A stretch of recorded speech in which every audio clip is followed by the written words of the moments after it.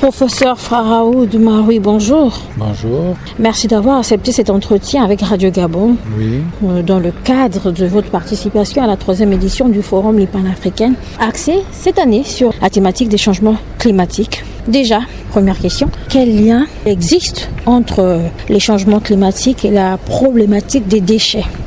Vous savez déjà que à cause des changements climatiques, il y a beaucoup d'urbanisation qui se fait parce que les gens fuient le rural pour aller vers les villes. Et cette migration vers les villes, elle s'accompagne d'un certain nombre de dysfonctionnements. Et parmi ces dysfonctionnements, c'est l'augmentation des volumes de déchets qui sont rejetés par cette population. Et cette gestion de déchets, elle est problématique parce qu'elle génère des pollutions, parce qu'il y a un problème aussi de collecte, il y a un problème de valorisation de ces déchets. Et le fait qu'il fasse chaud également fait que ces déchets ils sont exposés à des fortes chaleurs. Ils dégagent aussi des gaz, de mauvaises odeurs. Et donc cette question de déchets est une question vraiment qui peut être épineuse dans la gestion dans les villes. Il faut qu'on apprenne aux gens d'essayer d'abord de réduire leurs déchets, d'essayer de traiter chez eux, d'avoir des petits composteurs chez eux pour que ces déchets-là soient des fertilisants aussi, notamment quand on a un petit potager, quand on a un petit jardin.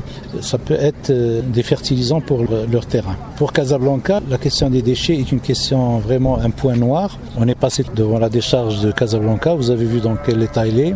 Et il y a une pollution des nappes souterraines, il y a beaucoup de contamination qui est faite. Et on a du mal, quand on se projette dans les années à venir, où est-ce qu'on va collecter tous ces déchets, comment est-ce qu'on va les gérer. Mais est-ce qu'on ne devrait pas parler de recyclage ? Le recyclage, bien entendu, tous les pays européens, ils trient les déchets, ils les recyclent. Il y a une poubelle pour le verre, une autre pour le plastique, l'autre pour le papier. Même la collecte, elle se fait suivant la nature de ces déchets. Alors que chez nous, même les quartiers qui décident de faire ce tri, après la benne, quand elle arrive, elle remélange tout. Parce qu'il y a une seule benne qui arrive. Donc il y a une question de sensibilisation, d'éducation. Aussi, que les pouvoirs publics puissent également faire en sorte qu'on gère d'une autre façon ces déchets-là. Et quel est le rapport avec la question de l'eau ? La question de l'eau, c'est parce que des fois, ces décharges peuvent être aussi des foyers de contamination importantes aux nappes souterraines. Et il y a des gens qui vivent autour de ces régions-là. Ils consomment une eau qui peut être polluée et qui peut générer des maladies. Et en quoi consiste l'épuration d'eau usée ? Parce que j'ai constaté que vous, à Casablanca, vous avez une usine, en fait, de traitement d'eau usée. La station que l'on visite est une STEP qui traite juste une petite partie de l'eau de Casablanca. Le plus gros de l'eau de Casablanca, il est rejeté à travers des émissaires en mer, d'accord ?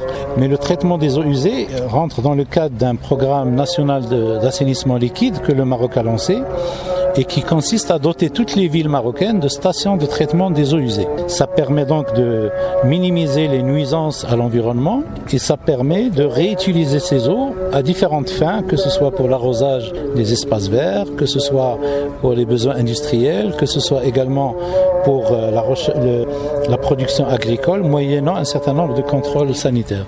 Vous avez dit que l'utilisation de ces eaux usées peut être un facteur de lutte contre la pollution. En quoi cela ? C'est-à-dire au lieu de rejeter des eaux brutes dans la nature avec des odeurs, avec le développement de moustiques qui sont des fois générateurs aussi de maladies, le fait de traiter ces eaux, on enlève toutes ces nuisances-là et on rend à l'environnement son état initial. Et on a une certaine qualité de vie dans les quartiers. Parce que Mediouna, entre avant la station et maintenant, ce n'est pas la même chose.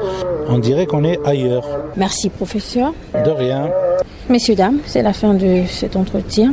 Nous étions avec le professeur Faraoud Maroui, avec qui nous avons parlé de la gestion des déchets et de l'épuration des eaux usées. À bientôt.